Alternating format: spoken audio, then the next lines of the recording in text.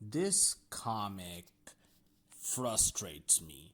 It's not bad, it has its good moments, but I don't know if those moments are enough to overcome some very serious flaws. I think for context, it's best I summarize the plot of this story. So here's a very, very quick summary of the life of Captain Marvel. During a mission with the Avengers, Carol has a panic attack thinking of her father. So she decides to take a break and visit her home after a long time. While there, her brother Joe gets into a car accident and she ends up staying longer than intended. One day, while going through some old things, she discovers a letter from her father to another woman and a mysterious device which she ends up triggering on accident. That device activates a Kree cleaner, and it's here for Carol's mother, Mary, who is retconned to have been a Kree warrior named Marty L. The letter from Carol's father was addressed to Marty L., who had left the life of a Kree warrior to marry Carol's dad. And now, having fulfilled her role in the story, Mary L. is promptly killed by the cleaner, and Carol goes back to her life as a superhero.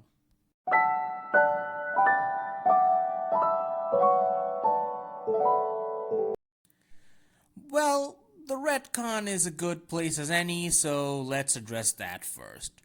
With the reveal that Carol's mom was a member of the alien race, the Kree, Carol Danvers is now canonically half Kree and half human. Cool. Except she already was a Kree-human hybrid. The accident that gave her her powers merged her human DNA with Marvel's first Captain Marvel, giving her both peak attributes of a human and a Kree. For all intents and purposes, she was half Kree from the moment she got her powers. From what I know of further comics written after this miniseries, there's a story about Carol being half Kree being revealed to the world and the backlash she faces for it. While it's an interesting story to explore, this feels like something that should have happened a while ago. It would be like doing a story where Superman faces backlash when the public finds out he's not from Earth.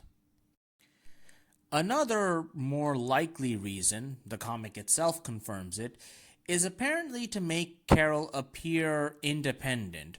Marvel doesn't really have someone like Wonder Woman, expect that video in 2023, i.e. a popular female superhero that wasn't a distaff counterpart to a male hero or got their start as a member of a team.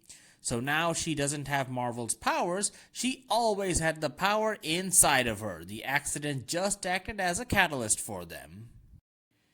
However, this is ultimately a harmless, if kinda pointless, change to Carol's backstory. The bigger impact would have been the emotional impact of her finding out her mother was a Kree warrior, but considering she died, we will never get the full impact of that story. Which leads me to my greater issue with this comic. The fact that Mary Danvers was not only Kree, but a Kree warrior as well. Now, I haven't read all of Carol's adventures, but I have read enough to know that her father was portrayed as unsupportive to her military career at best and abusive at worst. As a matter of fact, Carol accomplishing everything she did on her own despite the obstacles her father put in her way made her a feminist icon since her inception in the 70s at the height of the women's lib movement. So, if you think Captain Marvel was created to appease the woke and SJW crowd in the current day, you are wrong. Comic books have always been political and at their best have tried to uplift the downtrodden and marginalized since inception. Steve Rogers supported LGBTQ characters in the 80s. Superman warned against racism since the 50s, as did the Golden Age Green Lantern in the freaking 40s. Hell, Wonder Woman was created as a feminist icon in 1941. It baffles me how anyone who read and loved something like Chris Claremont's X-Men or most comics featuring Green Arrow could have those ideals. So, What does this have to do with Carol's mom? Well, she was an agent sent to Earth where she fell in love with Joe Danvers, who would become Carol's dad. She would marry him and desert her post, and they would soon have Carol afterwards. During this time, he tells Mari that he'll protect her and no more flying from now on. We are shown that he hits his kids from his previous marriage and hates Carol's free-spiritedness. His misogyny is on display even in this comic, and I just find it galling that Mari, a Cree warrior trained in combat, let me remind you of that in case you forgot, stood by and didn't do anything while it happened. Now, I think the comic is trying to tell us something about abusive relationships, that even powerful people can be ensnared into them and can't get out.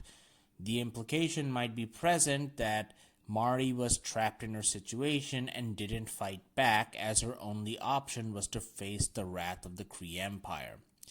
But in reality, most of what I said is just my inference. The comic doesn't outright state any of this. As a matter of fact, Joe is never shown to be physically or verbally abusive towards Mari and is given certain sympathetic characteristics in this story. So that idea gets kind of dampened. Mari only speaks of him in positive terms. Did we really need to give the abusive father a sympathetic backstory so that we could understand his point of view? This, combined with the fact that the dialogue literally uses the words "I thought I could change him," ends up leaving the reader with a bit of a mixed message. I'd love to know the creative team's thoughts on this. I looked up interviews and the ones I found were just the standard Q&A stuff. Did someone higher up force them to cut something out, or is there something here that I'm just not getting?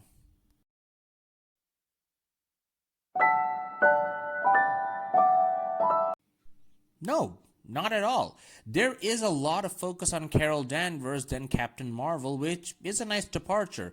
Carol is having panic attacks and is struggling to cope with all the revelations about her mother and her father, whom she already had a difficult relationship with, and the comic doesn't wrap everything up in a neat little bow in the end, because it doesn't work like that.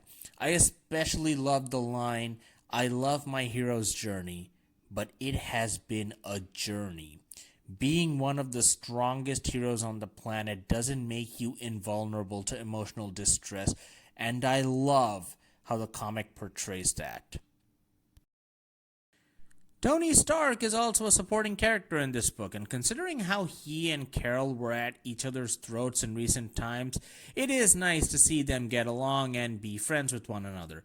It's charming to see a guy like Tony Stark, who is normally kind of an asshole, have a softer side.